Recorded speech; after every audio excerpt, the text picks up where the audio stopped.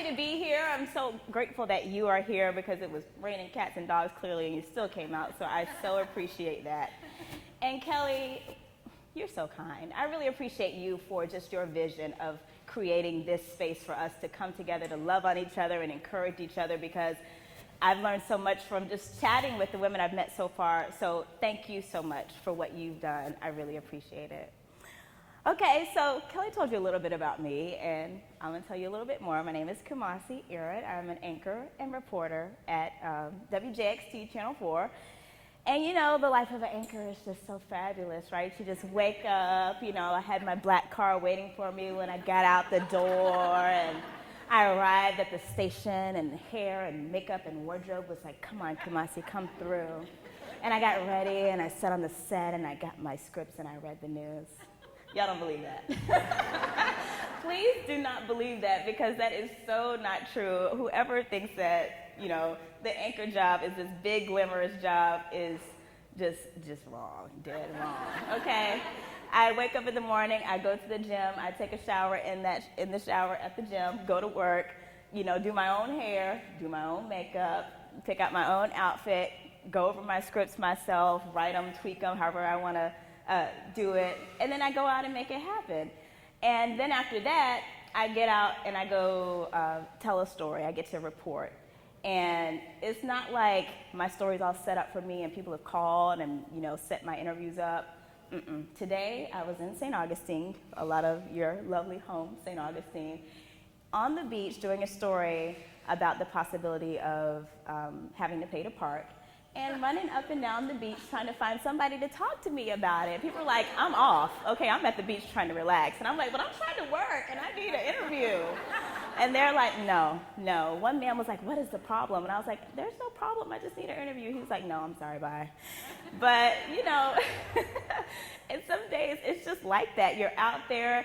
It's like 100 and something degrees working in Florida. You do the best that you can.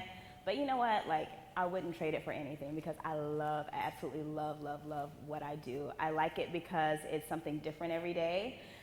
It's like you get to be a big kid taking field trips. You get paid to do it, because I never know where I'm going to end up. We have like an editorial meeting at the beginning of the day, and we pitch different stories, and then they say, okay, I like this one or I don't like this one. They tell us where to go, and we're off.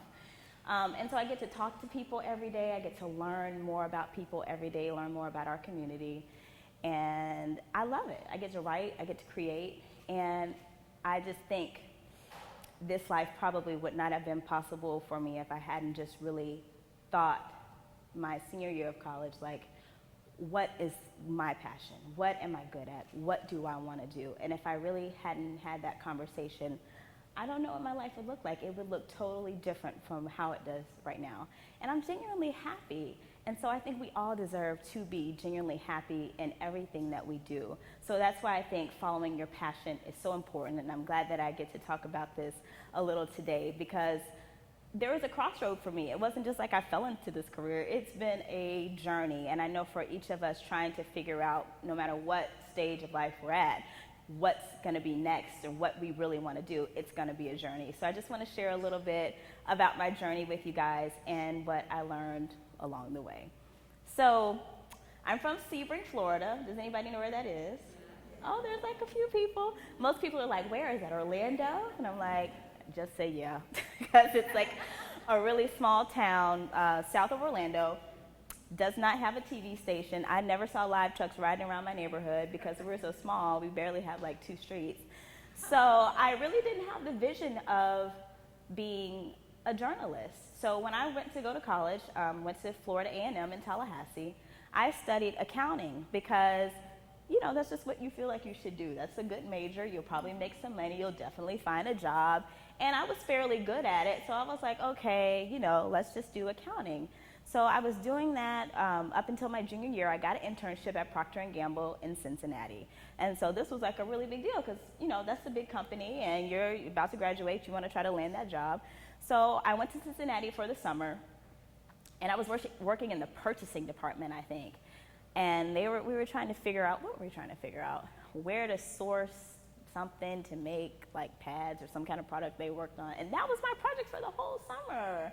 And I was sitting at the desk thinking, really? Like, this is what I'm doing. Like, I was really like sitting at the desk every day, and I was like, there has to be something more. Like, is this really my job for the whole summer? And then one time they had all the interns, and we all came together, and they were like, this is so-and-so. They have worked here for 15 or 20 years, and now they're a partner. And if you work here and you work long enough, you can be a partner too. And I was like, no, like somebody, like, no, I don't want that. And I really remember sitting there thinking, 15, 20 years, that's an investment of your time, your energy, yourself. And do I want to spend that time and look back on my life and say, okay, I'm a partner? And that might work for somebody, but it didn't work for me. And so I started the journey of really trying to figure out what worked for me. So while I was there, I was like nosy and I went around and I worked at a radio station for a little bit while still working at Procter & Gamble. And then when I got back to school, I was like, okay, it's evident that this is just not for me. So I just started taking classes at the journalism school and just started learning more and more about broadcasting and realized that I really, really liked it. So the first lesson that I want to talk about is when you decide that you want to do something and this is your path, I really think that everything will fall in place for you. So once I decided that, I was like, okay, now I'm going to get a job. So I tried to get a job senior year of college, about to graduate, and they were like, you don't have any call letters on your resume. I mean, you worked at Procter & Gamble, but how does that help me at a TV station? And that was just so frustrating. And so I was just trying to find jobs, trying to apply for jobs, and I got a call back from the International Radio and Television Society. And they're like a group that has a postgraduate internship, which is really rare. So I was able to go to New York. I worked at ABC News as an intern in their marketing department, and that was my foot in the door that I really needed. And so it let me know, okay, a little bit of encouragement, keep going, keep going. So always look for those little small pieces of encouragement to let you know that, hey, maybe I am on the right track, I need to keep going. So once that ball got rolling, I was in New York, the internship ended, and I was like, okay, what am I gonna do? I'm a naturally nosy person, which is good working in broadcasting. So when you get this pass to work at like ABC News, you get to go to like all of like the things that ABC News has. So I went to WABC, which is like the local news station there. So I'm just like walking around. I'm like, ooh, this is so cool. How cool would it be to work here one day? And this guy's like, are you lost? Like, what is wrong with you? Like, what's going on? And I was like, well, I'm an intern at ABC News, and I really want to work here. And I was probably so like lame, but he was like really nice to me. He was like, well, let me introduce you to the assistant news director. And I was like, what? And so he did. He introduced me to the assistant news director at the station, who introduced me to the news director, and then I ended up with a part-time job at WABC. It was 2 days a week, on the weekend, in the morning. But when you get those signs and when you have something that really aligns with what you want to do, you don't say, oh, I think I want something full-time and I'd rather work at 8 in the morning and then go. No, I was like, okay, I'll be there. Like, when? Like, do you need me to start now? So I got a job working 2 days a week. And so that was more encouragement for me to know, okay, I'm on the right track. So I'm working 2 days a week. Clearly in New York City, you need more than 2 days a week worth of income as right out of college to try to make it. So I'm like, oh, okay, like what else am I gonna do? So then I applied for a job at New York One, the cable station, as a camera person. That's the only thing they had. And I was like, okay, I'll take that. Both of them freelance jobs. But I was just so eager and so excited to have that experience because I knew that this is what I wanted to do and I was building something in myself. And so I went after it and I did it. Trying to find a house in New York was crazy. I ended up finding someone I didn't even really know. A friend of a friend was like, I have an extra room in my house. She can stay here. And it just made me realize that when you are on the right path, things will line up for you. And you have to kind of tune into that and be really perceptive and just look at how things are unfolding in your life and just follow that momentum and keep it going. The key for me and the key I think for all of us is to just really listen to ourselves. We always get those signs about what feels good to us, what doesn't feel good to us. And that really is the driving force that guided me at a really pivotal time when I could have gone either way, is really just listening to yourself and just be honest about your intentions, about why you want to do something. I had to be honest with myself that I just really wanted to do accounting because I felt like that's what I should do. You have to be honest about why you're trying to really do something. And then just be encouraged and be objective. Like I went to New York, and just because I didn't start out being like the main anchor at WABC doesn't mean that I was not along my path. I think sometimes we can get discouraged because we're starting out and we don't get this grand thing up front. But sometimes for me, I've learned that's just not how things unfold. So just be encouraged by just the small things along your path to let you know that you are moving in the right direction. So I was up in New York, and that sounds all great. But the second thing I learned, I think the biggest lesson too of following your passion is knowing that it is not going to be easy, for real, And I had a reality check in New York when I was working those jobs, weekend mornings, whenever they needed me. I lived out in Queens at the time, and I mean like way out in Queens, like almost to Long Island. Like I would have to take a bus to get on the train, and then take the train into the city, and I'm working in the morning, and so it was kind of crazy. I remember one time I was like standing at the bus, and like some weird people like pulled up on the side of the road, and I was like, please don't put me in the car and kidnap me. But it's real up there, it's just like, it is not about to be easy, but you just have to like, keep going. I was basically a glorified intern. I was running around getting the anchors coffee and getting them donuts. And I was like, do you want cream? How many creams do you want? And I was just like I was going through their scripts, making sure they were in order. I was just doing whatever I had to do to be in the building. And I was grateful, but sometimes that does kind of like weigh on you because you're like, well, how long am I going to have to do this? Like, am I really doing this? And you kind of have this vision for yourself, and you're like, this isn't really like aligning with what I want. But, you have to just know that this is part of your journey. Sometimes in the middle of that, I had done it for maybe like a year and a half, and I just started questioning like, do I really, really want to do this? And at one point, I stopped working at New York One, and I said, I think I need something a little bit more stable. I need something with some like health insurance and benefits. And so I was like, I like working with kids, which I do. And so I actually started looking for like another job. And so I wasn't totally ready to give up news, but I was like, I don't know if this is really really for me. So I got this job working at this nonprofit for kids. It was called like the All Stars Project. And it was really cool because working with kids in the arts, and I was like the assistant to the CEO of that organization. And I was at that job for probably a good 3 or 4 months before I looked around and said, what are you doing here? Get back on track. And you were on track, and you got a little discouraged, and you got off track. Get back on track, okay? Luckily, I still had my foot in the door, but, it was just, I just kind of got like a little frustrated, a little tired. And I was just like, what is happening? I wasn't seeing like what I thought I should have seen. And so sometimes those things are going to happen. They happen to everybody. But I'm so glad that I didn't get totally out of news. It was still a hard decision for me. And you're going to have those days when you want to explore different things.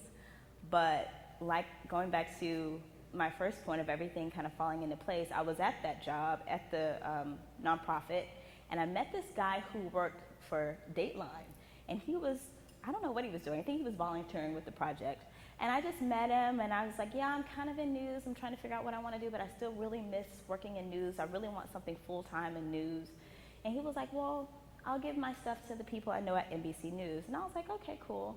I went and talked to them. They had this job opening. I got so excited about it. They were like, no, we found somebody else. And I was just like, oh my God.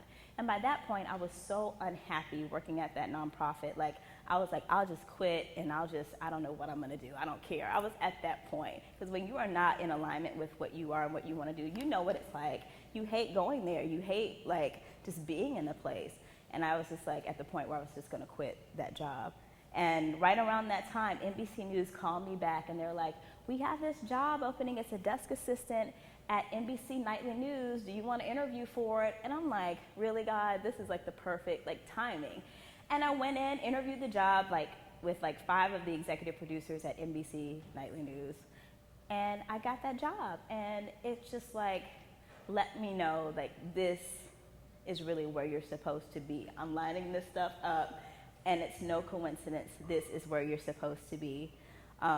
So I think the lesson I really learned in that is know that you have a bigger purpose. I think sometimes we kind of get caught up in the small things that we have to do, in the getting the coffee, getting the donuts, waking up at the crack of dawn. We start focusing in on those little things and those little discomforts that we have, when we really need to know that this is just a small part of a really big picture. And even now, I have to remind myself of that.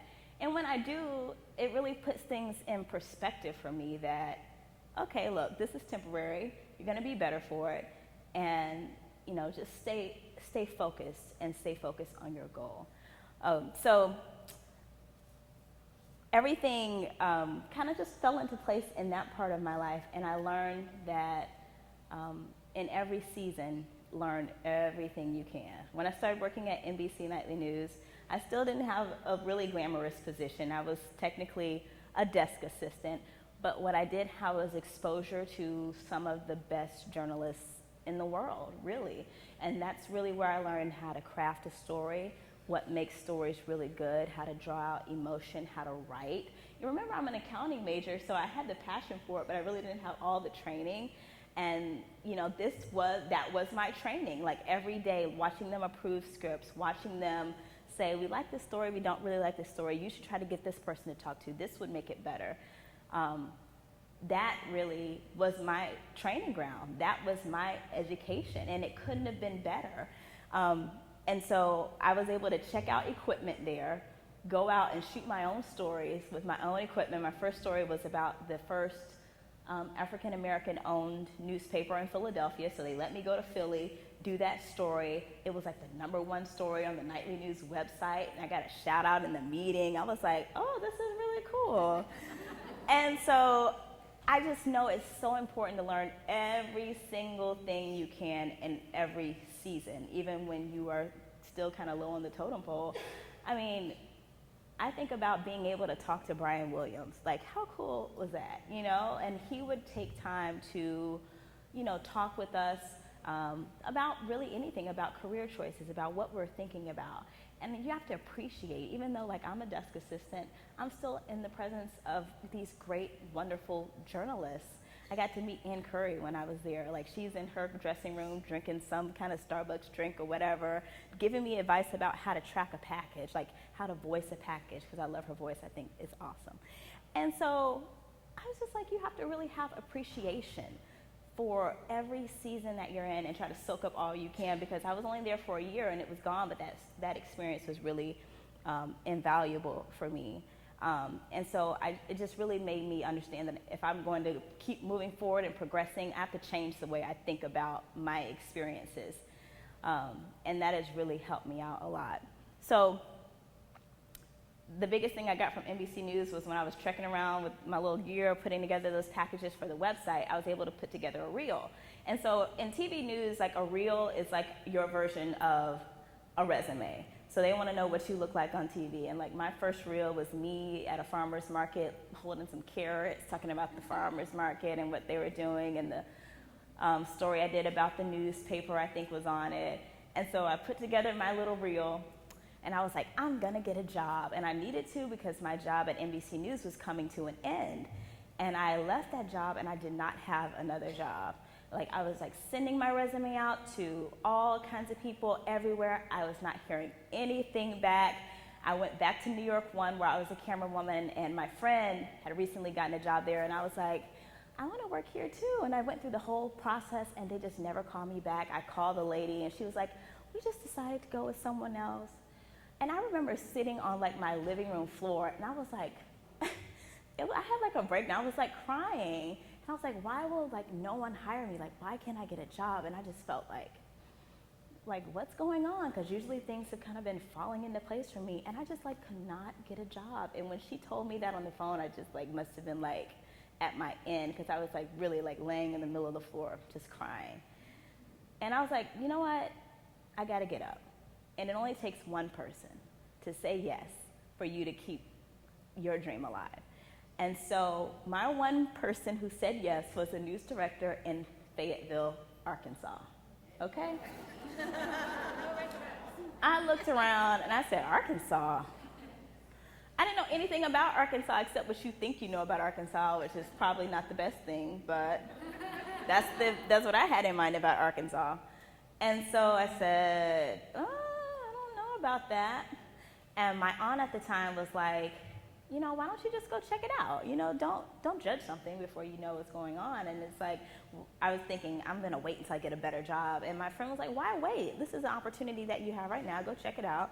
I went to Arkansas, looking out of the plane, seeing cows and stuff. And I was like, all right, Arkansas, what do you have in store? But I went. I liked the news director. And I ended up working there for 2 years. It was probably where I learned the most as a journalist. So the lesson I learned in that is don't be afraid to face what's unknown to you. You really can't, because that was one of the greatest gifts in my personal and professional life.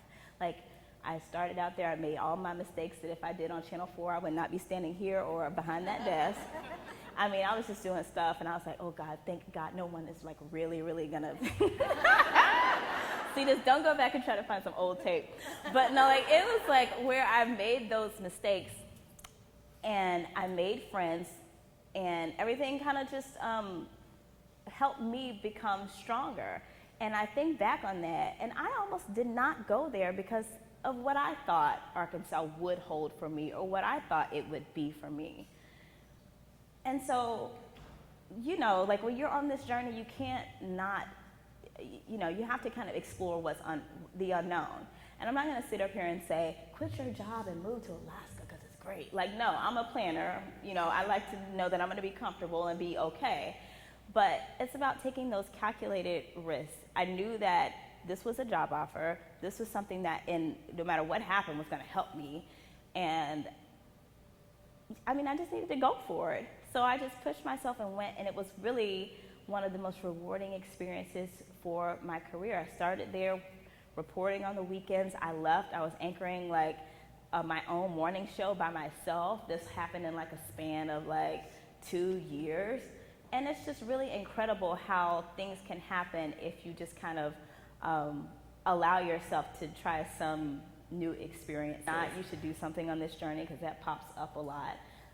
Just weigh the pros and cons and think positively about it. I could have easily been like, I'm not going to meet anybody, I'm not going to know anybody, it's going to be horrible, it's going to be crazy. But change how you think about your experiences, and I usually find that what you expect to get is usually what you get. So if you go in expecting to grow, expecting that your life will be changed, expecting just really great things overall, more likely than not, that's what you're going to get. So that was a great experience that taught me to expand my thoughts of a certain place. But my time in Jacksonville really taught me to expand my thoughts of myself and about what my career could really be. So when I got the call that was like, you can come back to Florida, you have a job offer, I almost did a praise dance, because it was like, Arkansas fooled me. I don't know, for some reason I thought it was going to be warm there, and it is during the summer, but during the winter, my first winter, we got 20 inches of snow. And I'm from Florida, and I was like, no, what's happening? Why am I here? And they sent me out, I got snowed in one day, they had to pick me up from my house because my car couldn't handle that. And we were on the interstate where some semi had got jackknifed, and we had to park right there and walk up to where the semi was. You guys, I had ice frozen on my face.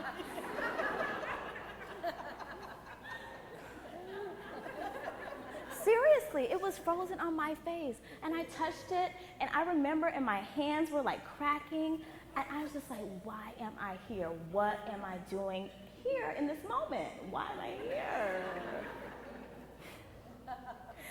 So I know I told y'all all that stuff about experiencing and appreciating every moment, and I did. But when that call came that I got a job in Jacksonville, I said, yes. I'm a Florida girl at heart, and I need to be warm. So I was so happy that I got the call from WJXT that I could come to work here. in Jacksonville in Northeast Florida as an anchor, because by that time I kind of learned more about myself and what I really like to do. I was doing that morning show and I said, hey, I really like this kind of light, kind of fun format. I like interviewing people. I like talking about what's going on, what's cool. I like news because I like informing people, but sometimes I just like things that make people feel good. And sometimes some of our news cannot make you feel so good, even though it's good to know what's going on. But I just found that my personality is more like that. So this was a really good opportunity for me. And that's another thing about it. You're able to kind of fine tune who you are and what it is. And when I got to Jacksonville, I did even more of that. So I was learning that I like stories that really connect with people. I like talking to people. I like interviewing people. And this is where I really, I would say, found my voice and how I wanted to present myself as a woman, how I wanted to present myself as a newscaster, as a representative of Channel 4. It's just someone being. And I think that is one of the most important things that you can do, because it's like you're doing all these things, but what really matters is your development as a woman and what's inside, because that's helping you along your journey. And for me, it was really just about being authentic. You know, sometimes you're working in the news and you feel like you have to be like a news person, or you have to have a personality that's like separate from who you are, as opposed to like when you're delivering the news. And that didn't work for me, because I just didn't feel the need to like separate the two. And to me, it was a lesson of how important really being authentic truly is. And I think it's something that we all can benefit from, because, you know, you may not be a journalist, you may not be reporting, you may not be asking people questions, but you're trying to get to the heart of what's real with someone. You're trying to communicate with someone. And I think authenticity is so important in that, because when you are authentic, you kind of give people freedom to be authentic as well with you, you know? And you earn trust if you have a vision. You're sharing that from the deepest part of who you are, and so you allow people to really connect to what your vision is, and that's going to help you in everything that you're doing. And so I think that it's important that we all learn that, and I'm so glad that I learned that, because it's helped me tremendously, not only in my career, but in every facet really of my life. So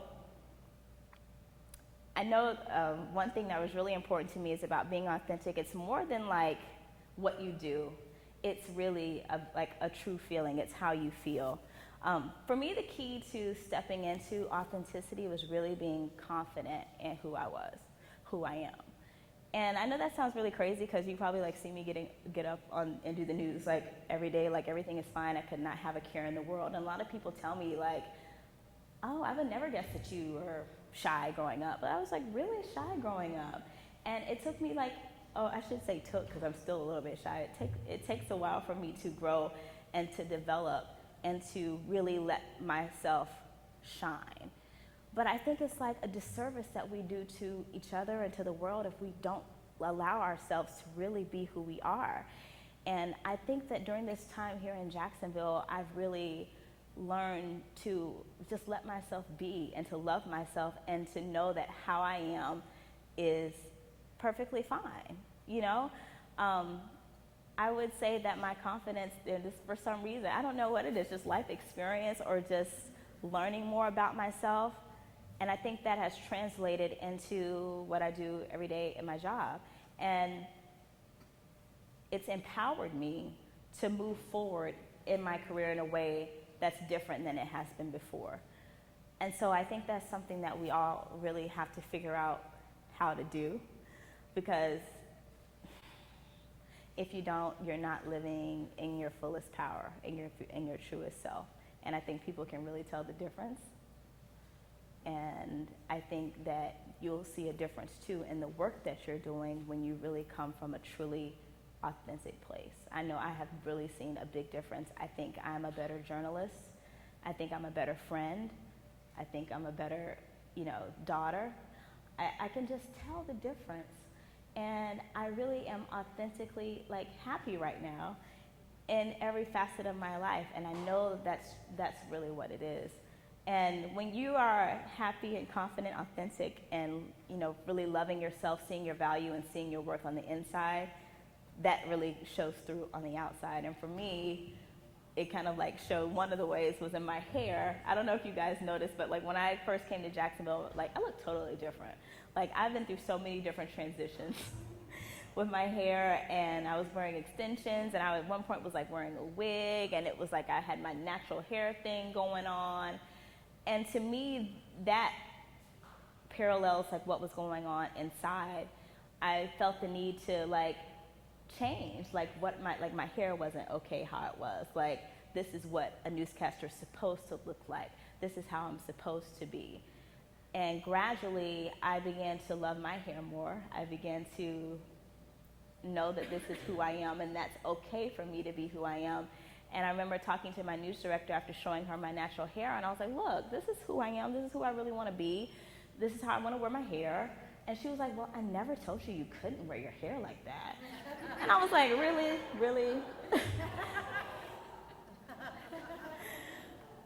And that was a lesson in itself, because sometimes I think we impose thoughts on other people that they really don't think, and it's really something coming from inside. They would never let me wear my hair. No one else wears their hair like this. And we put our fears on other people. So she said that to me, and I had a breakthrough, and I was like, can I take this wig off right now and throw it somewhere? But, and now, for the first time in my career, I've been able to wear my natural hair. And it seems like a small thing, but it's really so empowering, because this is like who I am. And this is my hair. Right?